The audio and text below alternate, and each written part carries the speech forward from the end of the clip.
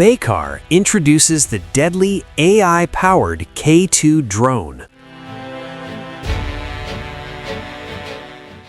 Turkey's drone maker Baykar on Saturday introduced its new K2 loitering munition in a promotional video accompanied by Waltz No. 2, highlighting the drone's artificial intelligence-based flight and targeting capabilities. The K2 is capable of autonomous swarm flight and uses AI vision for navigation, targeting, and engagement, it said. It has a range of more than 2,000 kilometers, 1,240 miles, carries a 200-kilogram, 440-pound warhead, and has a maximum takeoff weight of 800 kilograms.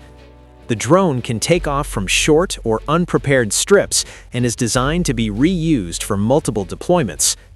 Baykar is one of Turkey's leading drone manufacturers and has exported UAVs to multiple countries.